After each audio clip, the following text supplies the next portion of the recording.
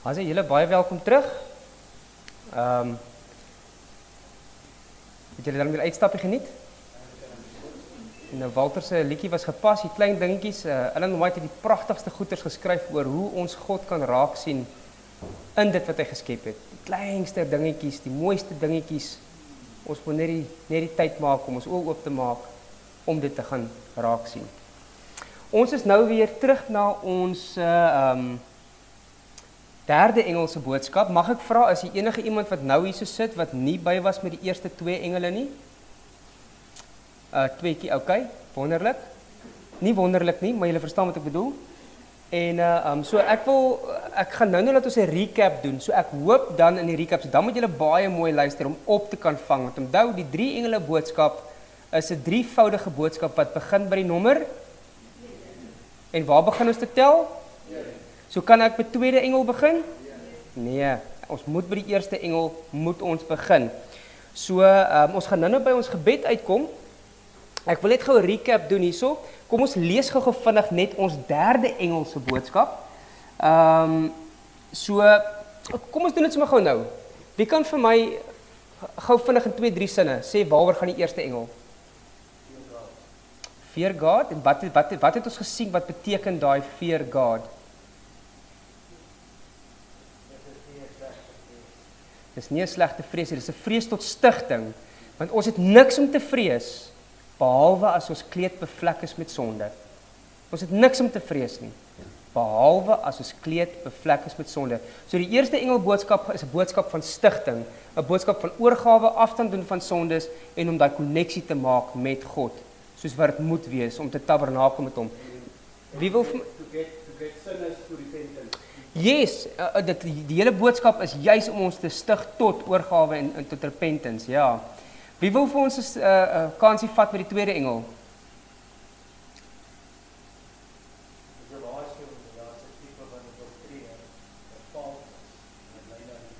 Ja.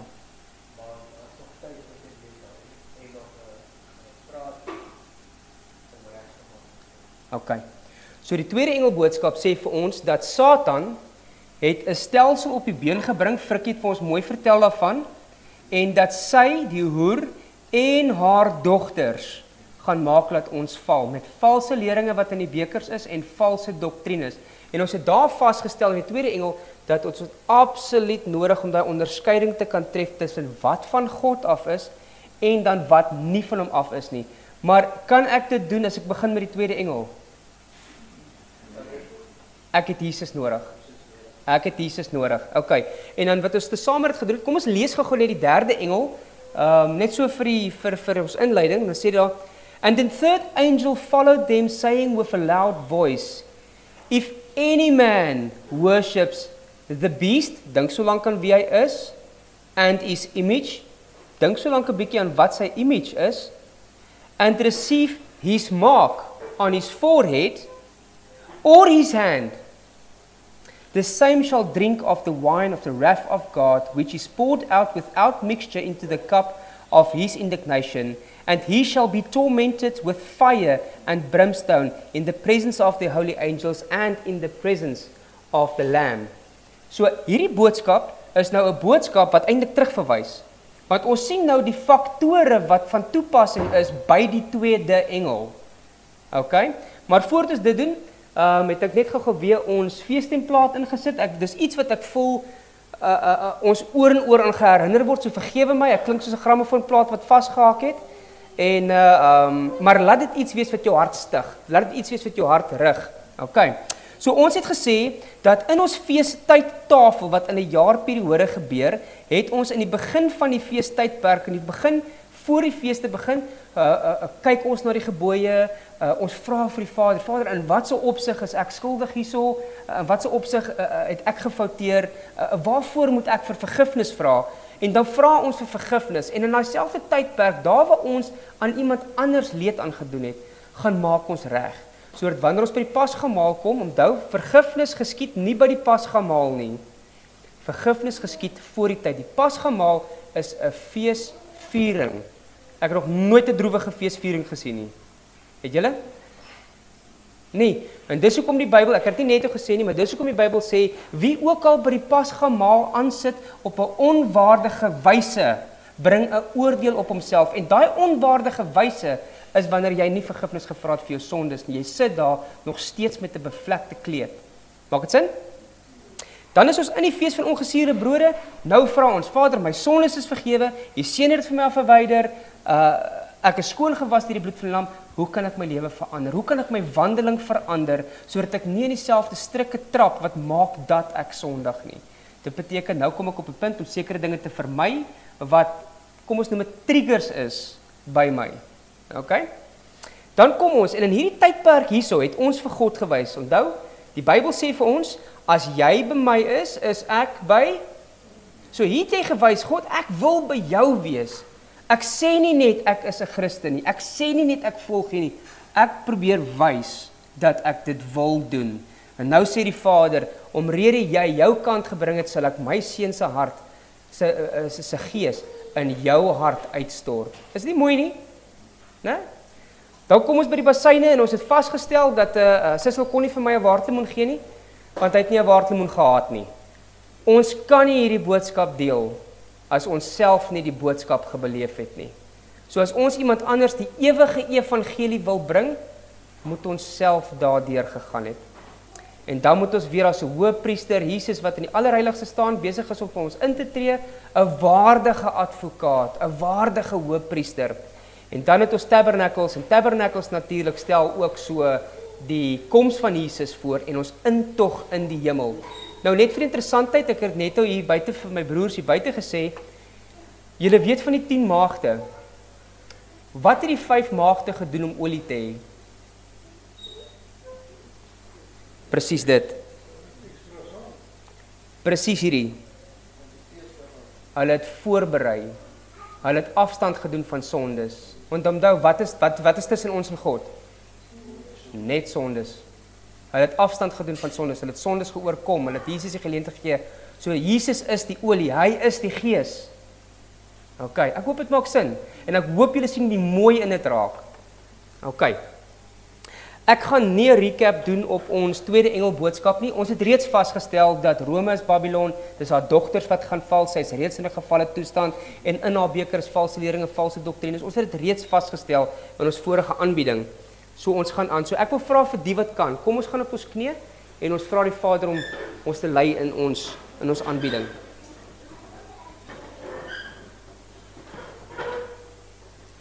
Ons hemelse Vader, ons kom nederiglik voor U.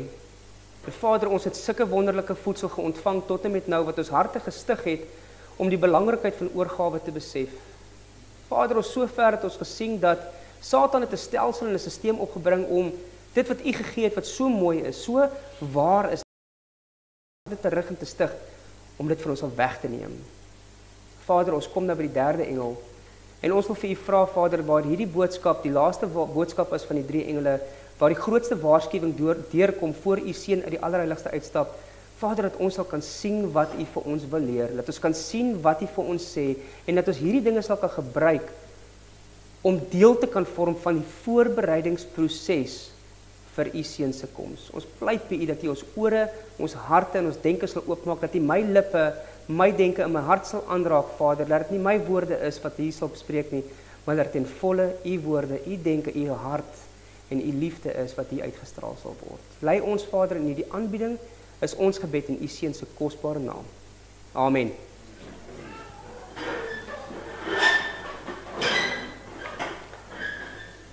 Ok, ek het net weer eens ons banier opgesit hierso. En die banier rig net weer ons gedagtes op dat this distinctive banner is to be born through the world until the close of probation.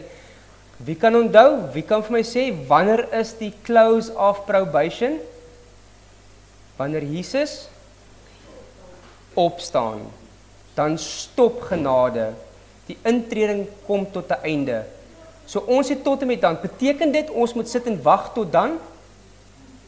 Nee, hierdie banier is veronderstel om ons te stig om dit gedurig deur te doen. Want as jy hier uitry en 'n kar aan jou dood, is jou probation toe. Jy kan nie meer verder vergifnis vra nie. Kom ons gaan terug na ons derde engelse boodskap en ek lees vir ons net die oorhoofse gedeelte. If any man worship the beast and his image and receive his mark in his forehead or on his hand, the same shall drink of the wine of the wrath of God, which is poured out without mixture in the cup of indignation. So, ons moet vir ons weer eens 'n paar vrae vra. En ons eerste vraag is, who is the beast? Wie kan vir my sê, verkeer het aangebied en ek het geraak aan Netto? Satan is definitief die denke van die amper sê die bees, die dier, is definitief die dier, en my dogter skryf daar in die lig Rome. Né? Is wat jy geskryf het, Floy? Okay, Rome is die draak, dis die stelsel wat Satan op die been gebring het, om dit wat God gegee het, wat so mooi is, te vernietig. En wie is aan die hoof? Hulle het intussen 'n nuwe ene, ek vra om verskoning, ek het hier so vir Fransie in, hulle het nou vir Leo daarso, en julle weet natuurlik wat die hart van Leo is, né? 'n Sondag. Die leeu's voor hom met dieselfde denke, dis 'n lesing op sy eie, ek gaan nou nie in dit ingaan nie, maar die ouens wat die naam leeu gedra het voor hom, het ook Sondag gedryf. Okay, so, what is his image? Image is when persons say tonight, they will form the image. They will form the image, maar in die konteks, as wie ook al die beeld, die draak en die merk ontvang, so wie die beeld, 'n beeld is 'n voorstelling van die identiteit wat aanbid word. So wat is die voorstelling van die identiteit in Rome? It's a Sunday law. That's the mark. Enforced Sunday worship. Okay, daai gaan die merk wees, ons gaan nou oor daai praat. Die beeld, die voorstelling, nou my voorstelling en jou voorstelling van wie ek aanbid, is ek aanbid God die Vader. En as ek dit doen, bid ek reguit na hom toe, maar aanbidding geskied deur sy seun. So ek het nou vir julle groot leidraad gegee. So wat is die beeld van Rome? Die paus is die voorstelling, kan ek maar vir julle sê? Die wat? Hulle almal vorm deel van dit, maar daar's 'n direkte beeld. En die direkte beeld, die Rooms-Katolieke Kerk sê, the Holy Trinity. Yes. Ja. The Holy Trinity is the central doctrine of the Catholic faith. Out of it flows out all other doctrines. Die beeld van Rome wat aanbid word, is 'n drie-enige God. Dit is die voorstelling van wie aanbid word. Vir ons moet die voorstel, volgens die Bybel, moet die voorstel wees van wie ek aanbid, is die Vader. Die Bybel sê dit oor en oor, as aanbidding plaasvind, geskied alleenlik Vader. Jesus self het gesê, wow, stop jy wis, nee, my Vader.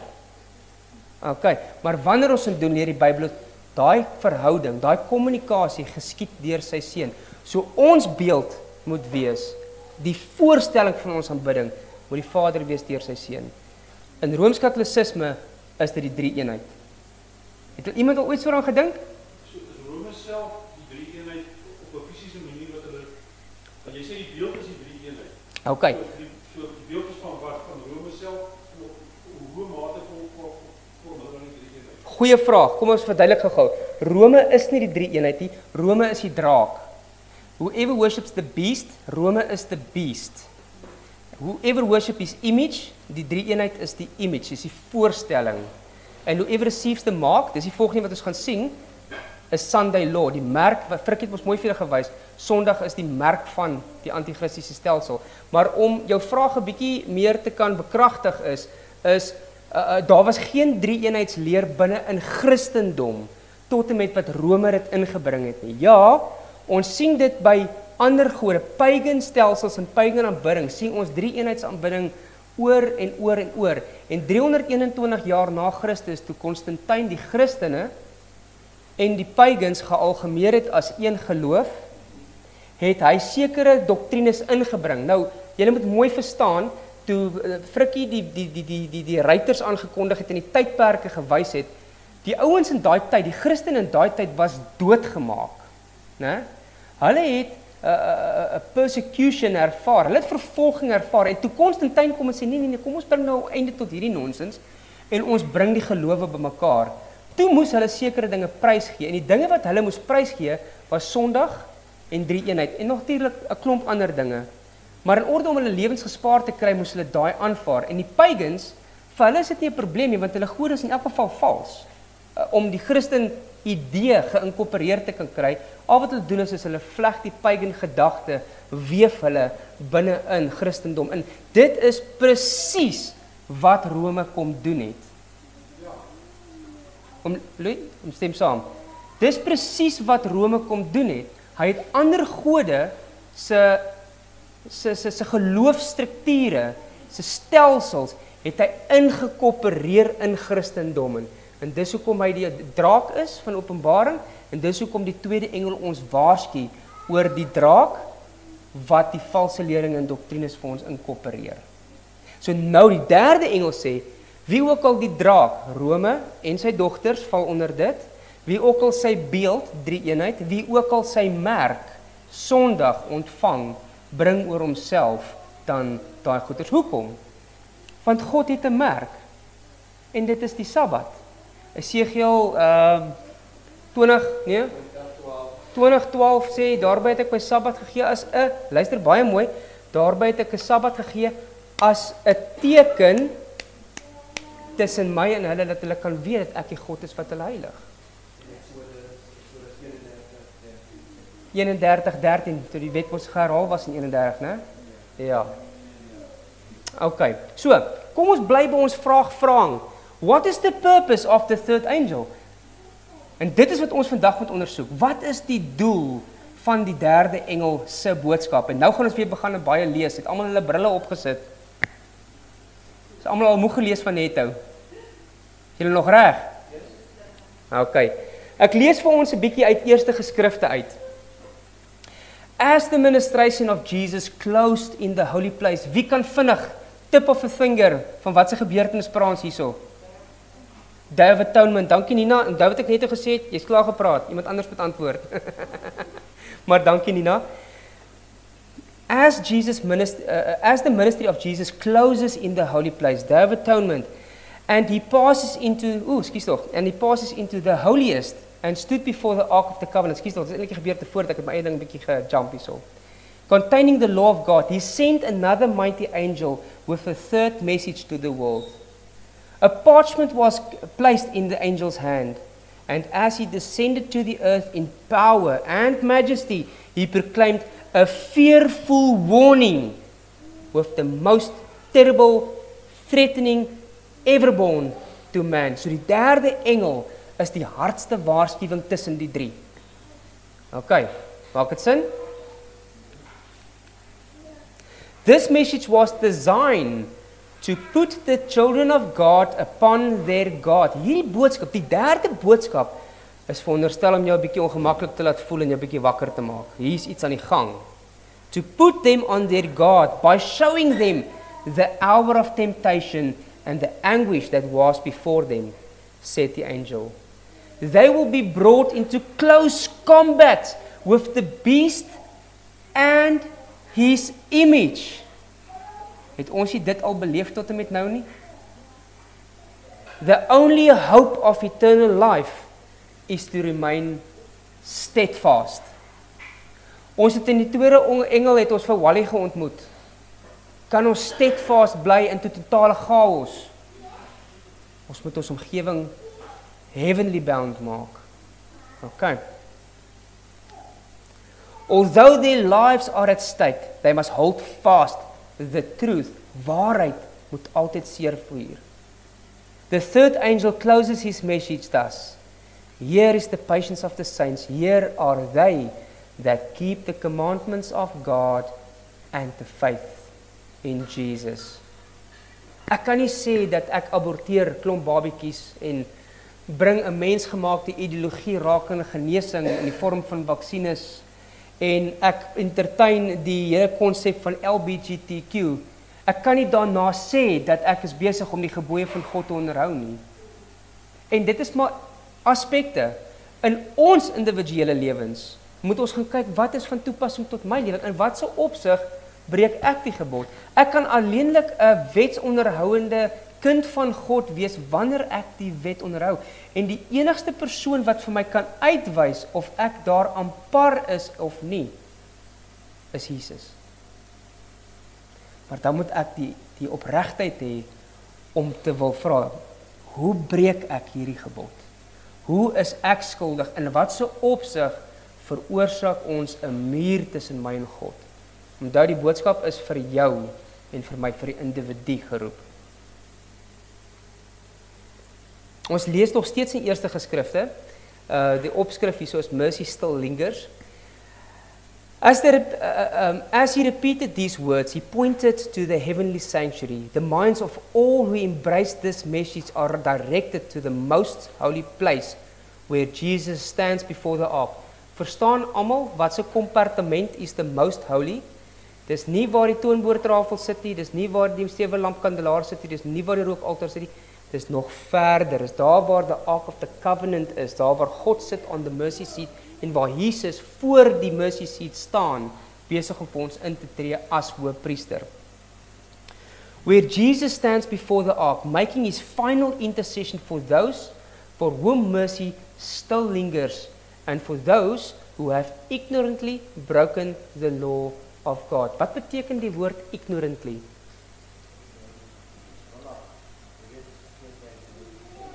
Sê weer? Okay. So, wat sê hierdie vers vir ons, hierdie gedeelte? Daar is nog kans. Hoekom? Jesus is nog steeds daar binne. En wat het ons net nou gesê? Hy wil elke liewe persoon red. Hy wil niemand agterlaat nie. Ons Vader is nie 'n godsvreesende diktator wat ons net, nee, dis sonde wat nie voor hom kan kom nie. Dis dit wat hy wil aanspreek, dis dit wat hy wil verwyder hê. En Jesus staan nog daar vir die van ons wat nog nie reg gemaak het nie. Ons het nog tyd, maar tyd gaan ophou op 2 vlakke.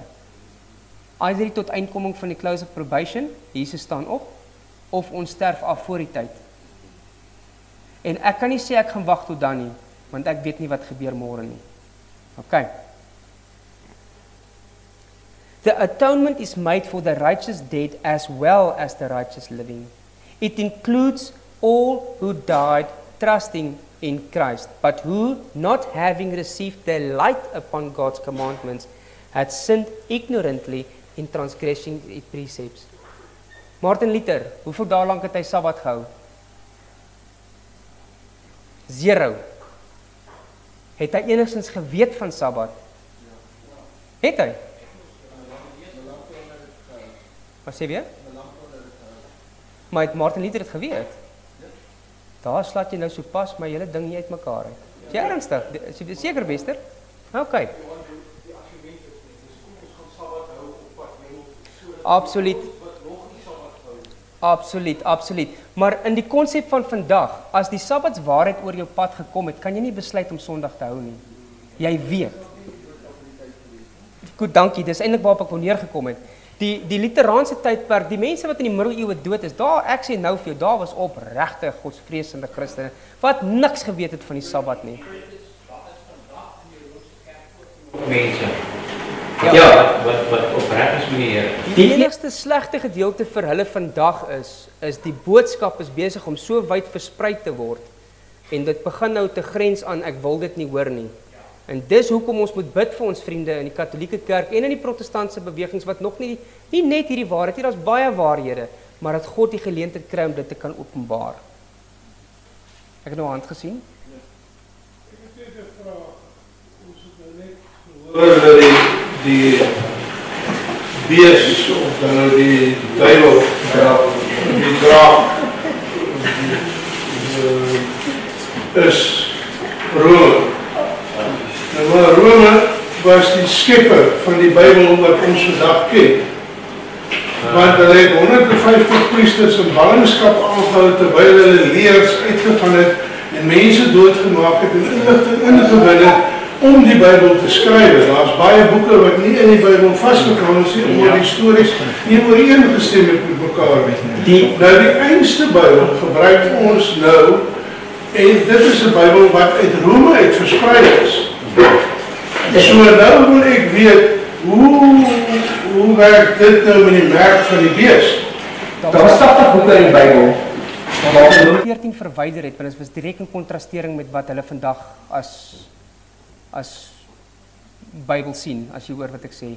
En dat 66 boeke oorgebly in dit. In die vertaling wat Rome gedoen het hulle sleutelgoeders gaan verander, soos byvoorbeeld in die Ou Testament het hulle die woord Jehovah totaal uitgesluit en hulle vervang met die woord Lord, wat maak dat daar byvoorbeeld 'n ander siening gedryf kan word.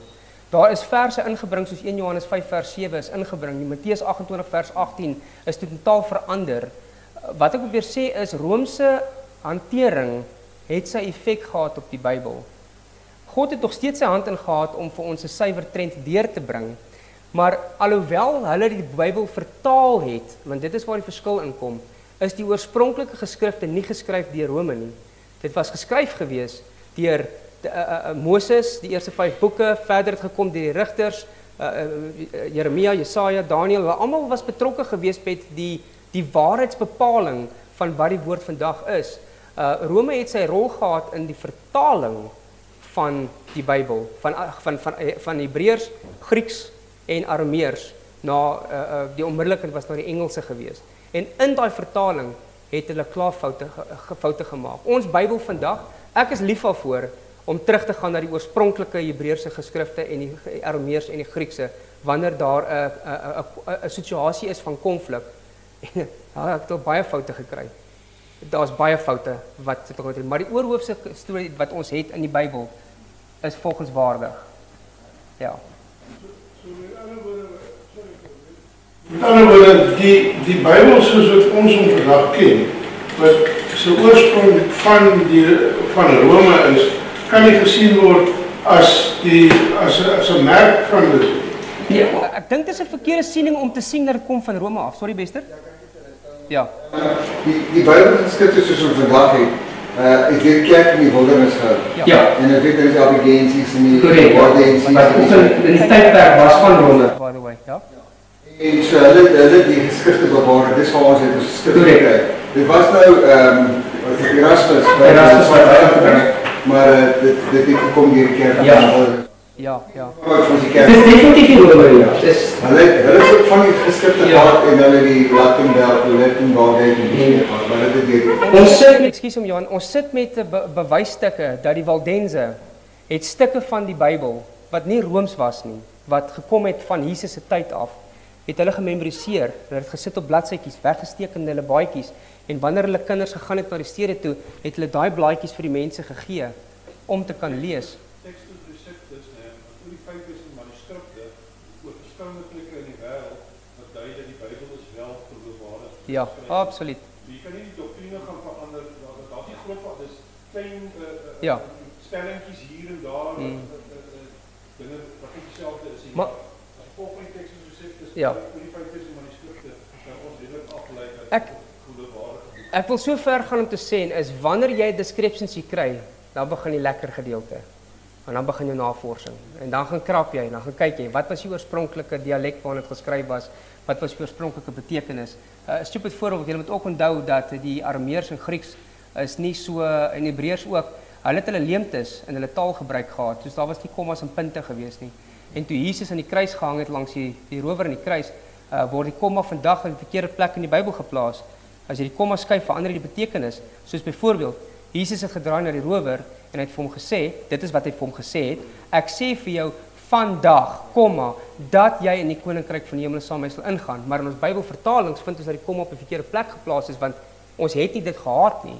Dan sê hulle vir jou, ek sê vir jou, komma, vandag sal jy in die koninkryk van die hemel saam ingaan, wat nie waar is nie, want Jesus het nie op daardie dag in die hemel gegaan nie, en nog minder die rower, hy lê in slaap, tot en met die oordeel.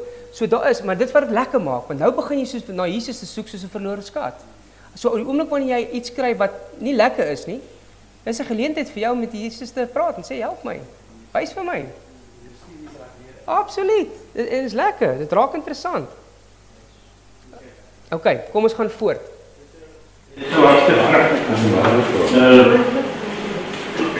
My gedagte sê vir my Martin Luther kom ons na die 10 gebooie.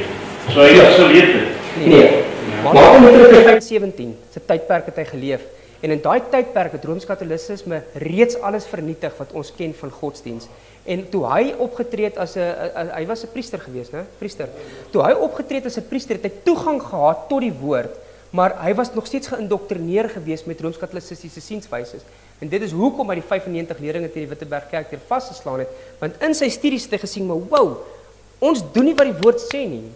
Hy was opreg in sy denke, maar hy het geleef in 'n tydperk waar daai skatte wat God vir ons gegee het verborge geraak het.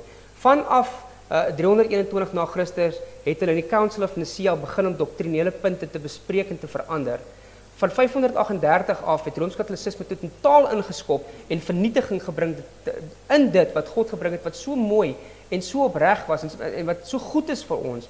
Maar ten spyte daarvan was daar in daai tyd opregte manne en vroue wat ten spyte van die leemte van kennis wat hulle het as gevolg van beskikbaarheid van waarheid, het hulle die waarheid wat hulle wel gehad het ten volle uitgeleef. Hulle harte was op die regte plek met die afwesigheid. Die Bybel sê jy sal geoordeel word volgens die kennis wat jy ontvang het. Om Johan? Johan, ek wil nou so 'n bietjie kat in die Bybel lees. 2 Timoteus 3 vers 16. Wat vir ons sê die hele woord is deur God ingegee. Ja.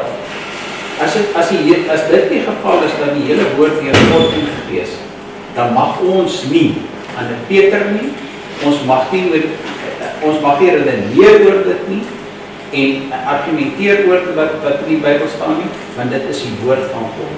Ons is nie reg. Yes. So ja, en rondom dit.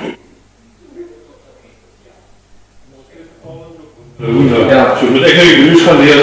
Ons moet raak redenasies wat die mens moet debatteer en so. Dis van die laaste gedeelte is. Jy hoef nie Hebreërs te gaan leer nie.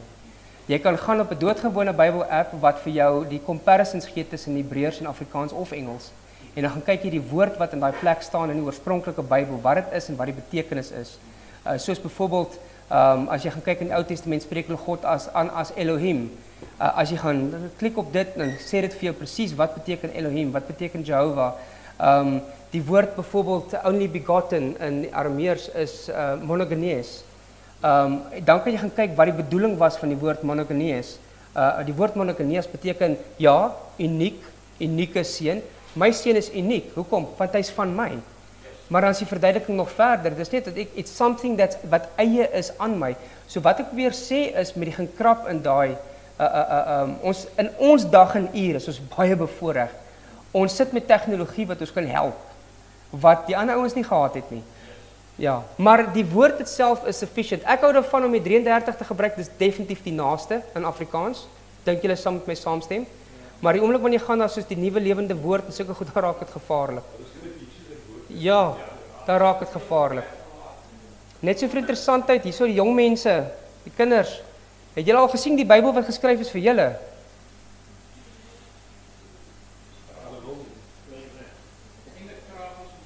Dis skokkend. Dis skokkend. Dit is jou. En toe sê ek vir jou en anyway, dis letterlik die taalgebruik wat in daai Bybel voorkom. Hulle probeer dit verslang om aanklank te kan vind by vandag se jeug. Julle, ek gaan met spoed vang. Ekskuus tog. Ja. So, kom ons skiep sommer gou hierso. Okay. So kom ons kyk gou wat het gebeur met die pioniers, né? Onthou nou, die pioniers is deur die eerste engel en hulle het 'n hartsoorgawe gehad. Hulle het gesien dat Babylon het 'n stelsel opgebring wat afvalligheid gebring het en baie van hulle die kerke verlaat toe hulle dit gesien het, toe hulle dit ervaar het. Maar kom ons kyk gou wat is die ervaring toe die derde engel tydperk vir hulle aangebreek het.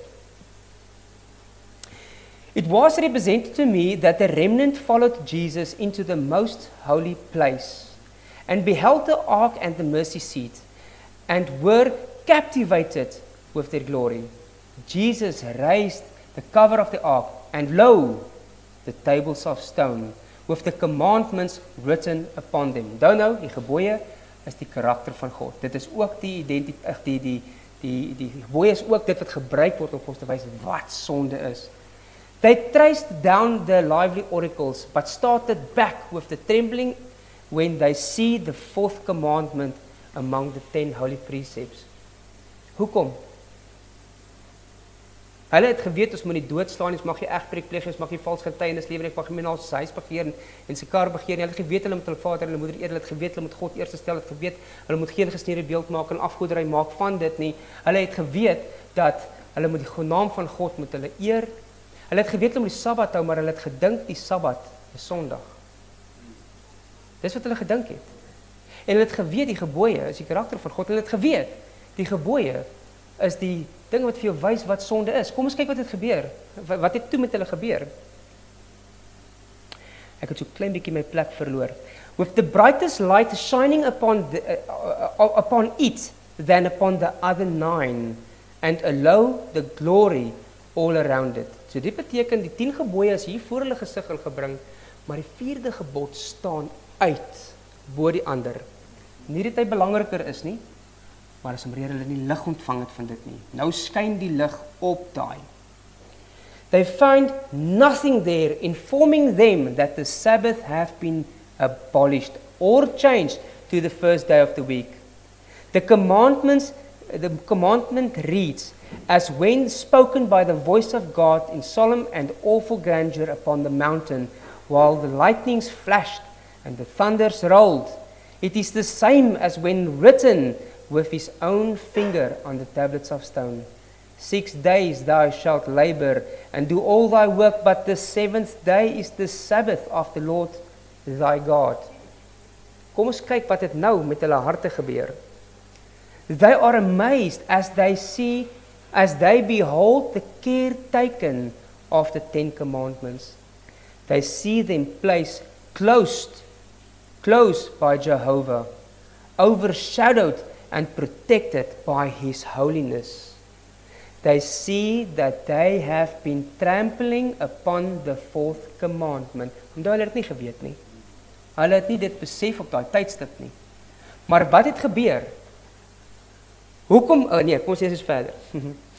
They see that they've been trampling upon the 4th commandment of the Decalogue and have observed a day handed down by the heathen and papist instead of the day sanctified by Jehovah. Wat gebeur volgende? As gevolg van die invloed van die eerste engel. Wat is die eerste engel se invloed? Oorgawe. Die gebooie wys vir my ek is verkeerd. Ek vra vir vergifnis. Ek doen afstand. Hulle sien ek het ignorant nie die Sabbat gebreek. Ek het gedink dit is Sondag. Ek was verkeerd. Kyk wat gebeur. They humbled themselves before God and mourned over the past transgressions. En die Sabbat word in sy volle glorie geherstel. Ek het nie hierdie gedeelte ingebring om vir julle te wys die belangrikheid van die Sabbat nie. Ek het hierdie probeer wys van kyk waar het hulle vandaan gekom. As gevolg van oorgawe aan God het Jesus die geleentheid gekry om hulle harte aan te spreek deur te sê hier's iets wat verkeerd is, kyk hierna en stel dit reg.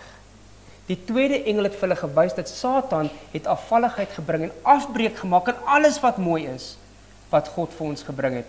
En die derde engel het vir die laaste waarskuwing gebring deur te sê wie ook al die draak sy beeld, sy merk ontvang. En hulle het gesien dat hulle is skuldig aan die merk. Ja, ignorantly, dit maak nie saak nie, maar hulle het dit reggestel.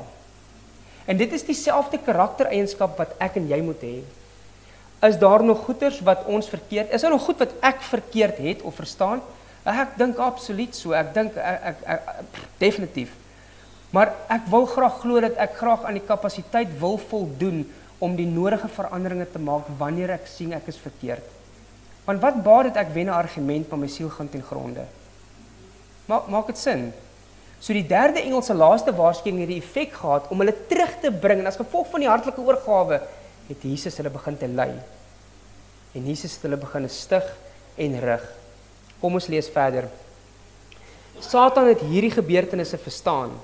Many who embraced the third angel had not had an experience in the 2 former messengers. Satan understood this. So in die pioniers was daar 'n groepering wat ervaring gehad het en nie ervaring gehad het nie. kyk wat gebeur wanneer die ervaring nie daar was nie, van die eerste en die tweede engel. And his eyes were upon them, overwhelming them, but the third angel was pointing them to the most holy place. And those who had an experience in the past messages were pointing them to the way to the holy, heavenly sanctuary. Many saw the perfect chain of truth in the angel's message and gladly received them in their order and following Jesus by faith into the heavenly sanctuary. These messengers were represented to me as an anchor to the people of God. Those who understood and received them will be kept from being swept away by the many delusions. Wally se strandervaring van die tweede engel van Netto sal weggevat word as Jesus jou lei. Affected the mind. After the great disappointment in 1844, Satan and his angels were busily engaged in laying snares to unsettle the faith of the body. Ons sien kort was daar 'n spanner in die wiele gegooi. Kort. Ons sien dit ook vandag. He affected the minds of persons who had an experience in the message and who had an appearance of humility. Some pointed to the future for the fulfillment of the first and second message, while others pointed far back into the past, declaring that they had been there fulfilled. These were gaining an influence over the minds of the inexperienced and unsettled the faith. As gevolg van die gedruis daar buite, bring Satan in ons eie midde omstuimigheid. Omdat ons nie verstaan, so as jy weggetrek het by die tweede engel en Jesus lei jou nie, gaan jy nie gelyk kan word in die punte soos wat dit gegee is nie. En dis wat gebeur het, daar was 2 klasse in Ellen White se tyd. Een klas wat die ervaring gehad het, in William Miller se tyd meer spesifiek, ekskuus. Een klas wat die ervaring gehad het van die eerste engele wat 'n totale oorgawe gegee het en toe die disappointment kom, was hulle reg, hulle was okay, hulle het gevra wat het verkeerd gegaan en hulle het reggemaak. En die ander klas het net hulle oog gehad op 'n datum. Okay, is 'n datum. Miskien moet ek my maskaar by hierdie groepie, maar hulle het nie die hartlike oorgawe gehad nie. Ek het net ook gepraat oor. Some were searching the Bible to build up a faith in their own independent body. Ons sien dit spesifiek met Kellogg. Kellogg is skuldig daaraan, Leroy Vroom is skuldig daaraan. Julle weet wie hulle is, né? Okay. Satan exalted in all this, for he knew that those who broke loose from the anchor, he could affect by different errors and drive about with diverse winds of doctrine. Satan het reg gekry. As jy nie geanker is in die eerste engel nie, en Jesus lei jou nie, gaan hy jou maklik kan mislei. Jesus is die een wat dit moet vasmaak. Ek weet ek klink soos 'n grammofoonplaat. As jy hier wegstap vandag en jy kon net daai gedeeltetjie begryp, het ons al klaar baie groot grond gewen. Many who had led in the first and second message now denied them, and there was division and confusion throughout the body. Sien ons dit ook vandag gebeur nie? Kyk jy, as Satan rondloop soos 'n brullende leeu en hy maak reg om mense te verslind, dan moet ons verstaan waaroor dit gaan en besef ons kan nie hierdie ding alleen aanpak nie. Prepare the saints. The commandments of that time of trouble here mentioned does not refer to the time when the plague shall begin to pour out, but a short period just before they are poured out, while Christ is still in the sanctuary. At that time, while the work of salvation is glowing, Jesus is nog steeds in die heiligdom, allerheiligste, hy is besig om sy werk klaar te maak, ons is nou daar, hy is besig om te wil uitloop. At that time, while the work of salvation is glowing, trouble will be coming on the earth, and the nations will be angry, yet held in check, so as not to prevent the work of the third angel. God gaan nog steeds 'n magtige werk doen. Nou gaan ek die feeste weer inbring. This message will be swelled into a loud kraai, wat verteenwoordig word deur die fees van trompette. Okay? So hierdie boodskap gaan met groot krag nog uitgaan. En daai werk is besig om te gebeur. Meer en meer mense se oë is besig om oop te gaan. Meer mense is besig om 'n hartgevulde oorgawe te hê in Christus. Luister nou. At that time, the latter rain, or the refreshing from the presence of the Lord. Wat is die latter rain? Dis die uitstorting van die Heilige Gees. Okay. Or refreshing from the presence of the Lord will come to give power to the loud voice of the third angel. Ooh. Ek moet hierdie ouetjie skuif. O nee, hy is nog op sy regte plek. And prepare the saints to stand in the period when the 7 last plagues shall be poured out. Het julle al ooit tyd gemaak om te kyk na die gebeurtenisse van die 7de laaste plaag? Julle, dit gaan 'n tyd wees wat jy nie kan bekostig om sonder die Vader te wees nie. Dit gaan baie erg wees. En ons het 'n voorbereiding te doen en baie mense sal in hierdie tydsgeleef waarvan hierdie periode nou praat, sal mense tot insig kom. Sal mense tot verhaal kom oor wat God sê. So dit beteken die werk wat jy nou doen, ons raak baie keer mismoedig, maar mense wil nie hoor nie. Dit is saad wat geplant is. En as daar saad gesaai is, kan die Vader dit nat maak. Nina.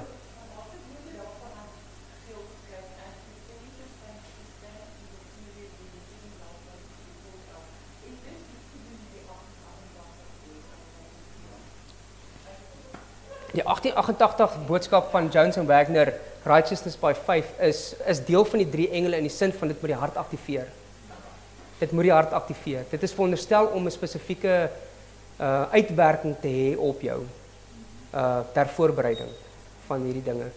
Maar daai aktivering moet plaasvind voor die pla uitgegiet word. As die pla uitgegiet word, is dit te laat.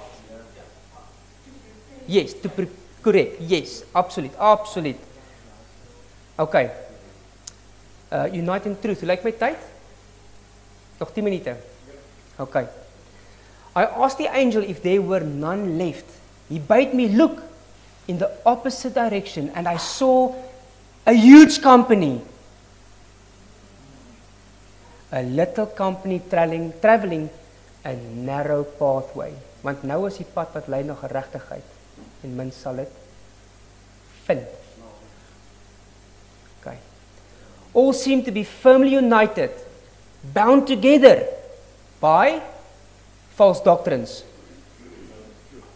by the truth, baie dankie, in bundles or companies, not churches, small bundles and companies. Van ons bly in die Rust in Oudtshoorn, van ons bly hier in die Kaap, van ons bly in Natal. Small bundles and companies. Said the angel, the third angel is binding or sealing them in bundles for the heavenly garner. This little company looked careworn. Hulle was moeg, as if they had passed through several trials and conflicts. Now, and it appeared as if the sun had just risen from behind a cloud and shone upon their countenance, causing them to look triumphant, as if their victories were nearly won. Hierdie boodskappe is nie maklik nie. Mense wil dit nie hoor nie. Families sny bande met jou. Vriende jaag veel weg. Die boodskap is nie populêr nie. En ons het 'n groot werk wat voor ons lê om nie skuldig te wees aan die einde van tyd. Dat ons nie mense gehelp waarsku het nie. That is why they will be careworn. Die mense gaan moeg wees. Want in jou charismatiese kerke waar dit net lekker gaan, they are not careworn. Hulle is so gebou toks, hulle weet nie meer hoe hulle dit het nie. So, kom ons kyk. Ja. So kom ons gaan terug na ons derde engel toe. If any man worships the beast, who's the beast? Who's the image? What is the mark? So as ons onsself skuldig maak om dit te onderhou, te implementeer of om deel te vorm.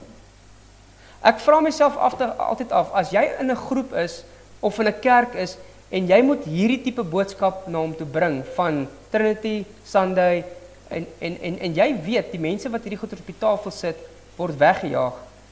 Dan is dit soort van ook maar jou teken dat dit is nie waar jy moet wees nie. Ja, dit is hard. Julle kykie, moenie een fout maak nie. Dit's alles deel van die carewornness. Want die mense is moeg as gevolg van die konflik, die hartseer. Ek is 2 keer uit kerke uitgesit, 2 keer en al 2 kere was vir my aaklig. Dit was nie vir my 'n positiewe goeie ervaring met die tweede keer het my kinders skade gelei. Dit is nie lekker nie. Dit is nie, sorry. Ja. Die wreedste goed van jou. Hulle gaan sê jy kom van 'n sekte af, maar volgens Handelinge 10 is Jesus die leier van daai sekte. Solank dit so is, ek dink is Handelinge 10, of is Handelinge 14. 10, se 10. Né? Anyway. Ja. Solank Jesus die leier is van daai sekte, is dit fine. Okay, kom ons kyk. Can darkness and light exist together? Wat gebeur as ek 'n donker vertrek het en ek sit 'n lig aan? Is die een helfte van die huis lig en die ander helfte van die huis donker? Lig laat duisternis verduister. Ja, so hulle kan nie saam wees nie. So kom ons kyk gou vinnig, want my tyd hardloop uit. Be ye holy. Sanctify yourself therefore and be ye holy, for I am the Lord your God. Ons word geroep tot heiligmaking. Daar is nie 'n ding van nee, niemand kan die wet onderhou nie. Ons moet, die wet is die kennis van sonde. Ons moet dit onderhou. Absoluut. Absoluut. Kom ons kyk in die Nuwe Testament, 1 Petrus, because it is written, be ye holy, for I am holy. So die Ou Testament en die Nuwe Testament getuig van presies dieselfde. Kom ons gaan kyk in 2 Korintiërs, Hebreërs en Jude. Okay, therefore, come out from among them and be ye separate, says the Lord, and touch not the unclean things, and I will receive you. For such an high priest became us, who is holy, harmless, undefiled, separate from the sinners, and made higher than the heavens, Sorry. Dis laaste enetjie. These be they who separate themselves. My Engels is besig om my te laat gaan. Ek het my Engels opgebruik. Dit is net 'n self-defense mechanism, maar ek het nou alles uitgehaal al. My quota is nou volgemaak. These be they who separate themselves, sensual, having not the Spirit. Whose Spirit? Having not another Spirit. We must have the right Spirit. Ek wil graag hê ons moet gou vinnig hierdie lees voordat ons in gebed gaan, want ons het nou die drievoudige engele boodskap gehoor. Oorgawe aan God. Daar is 'n stelsel wat afvalligheid bring. Wie ook al deel vorm van 'n afvalligheid sal aan die einde van tyd moeilikheid optel. Maar hierdie boodskap is nie 'n boodskap wat gehou kan word vir jouself nie. Is jy lief vir jou broers daar buite? Is jy lief vir jou familie? Okay. As jy lief is vir hulle, sal jy graag wil sien dat die pla op hulle uitgegiet word. Sal jy graag wil sien dat hulle daai absolute anargie van hart moet deurgaan wanneer hulle besef hulle is totaal verlore. Nee. Dan moet ons hierdie boodskap deel en hier kom die waarskuwing. Die fokus lê in die onderste kant. Ek lees vir ons uit Jesegiel 33 en ek hoop my Engels hou. Again the word of the Lord came to me, saying, Son of man, speak to the children of thy people and say unto them, when I bring the sword, wat is die swaard? Dankie. When I bring the sword upon the land, if the people of the land take a man off their coast and set him for their watchman, beteken jy sit hier 'n wagter om dop te hou vir as die moeilikheid kom, maar onthou die tipiese swaard word ook vergelyk met die woord. If when he seeth the sword come upon the land, he blow the trumpet, so mooi soos wat Niels het net gedoen het, and warn the people. Then whosoever heareth the sound of the trumpet and taketh not warning, hy slaan nie ag nie. If the sword come and take him away, his blood shall be upon himself.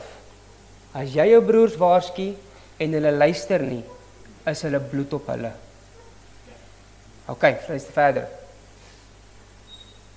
But if the watchmen see the sword come and blow not the trumpet, and the people be not warned, if the sword come and take any person from among them, he is taken away in his iniquity. But his blood will I require from the watchman.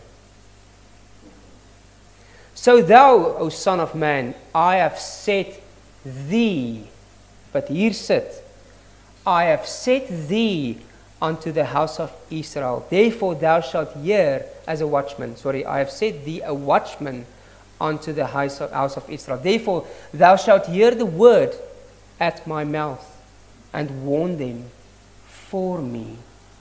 When I say unto the wicked, O wicked man, thou shalt surely die, if thou dost not speak to warn thy wicked from his way. That wicked man shall die in his iniquity, but his blood I will require at thine hand. If thou warn the wicked of his way, to turn from it, if he do not turn from his way, he shall die in his iniquity, but thou hast delivered thy soul.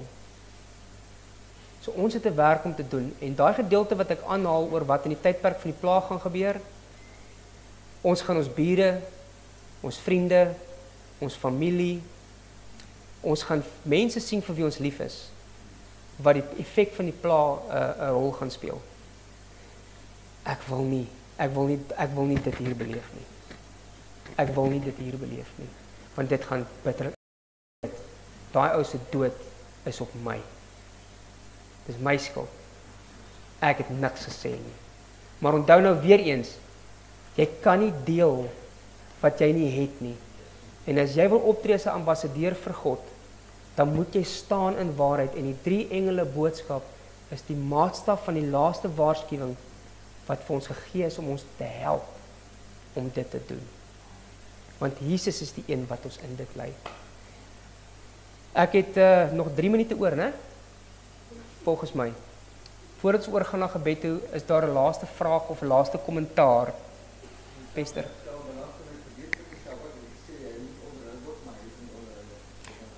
Het jy nog gaan check? Was dit liter? Ja. Okay. Okay.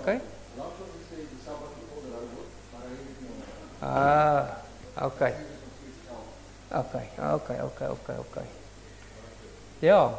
So julle, voordat ons op ons knie gaan in die laaste minuut en 'n half wat ek oor het, die 3 engele boodskap in 'n neutedop is: ek het niks om te vrees tensy ek sonde op my kleed het nie.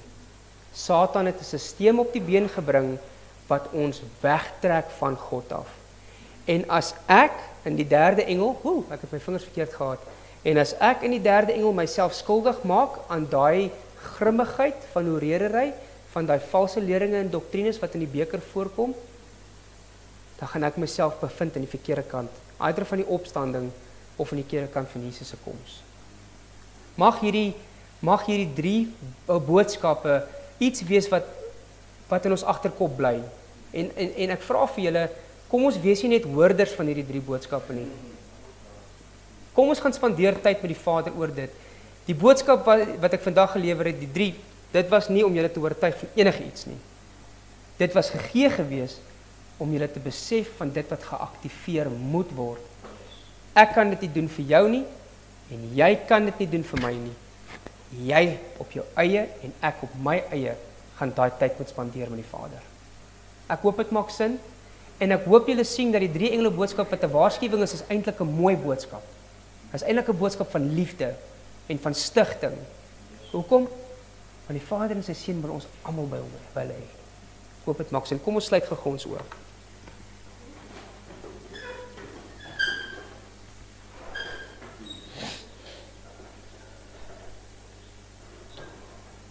Ons Hemelse Vader, ons luister so dikwels na aanbiedings, en ons emosies is in daai oomblik baie keer so opgesweep, maar die oomblik wanneer ons uitstap, raak ons baie keer koud. Vader, ons kom nederiglik voor U vanaand en ons wil vir U vra, laat hierdie boodskappe swaar op ons gedagtes rus. Vader, dat ons aangespoor sal word om hierdie denke te bepeins en om U te konsulteer, om ons te help, te lei, te rig, te stig, sodat ons op die punt kan kom waar U ook met vrymoedigheid die gees van die Seun in ons harte kan uitstort. Ter voorbereiding van sy koms. Vader, ons vra dat U sal met ons wees in die res van ons verrigtinge vanaand en môre. Vader, lei ons harte en gedagtes terwyl ons met mekaar gesels, terwyl ons verder met mekaar gaan deel.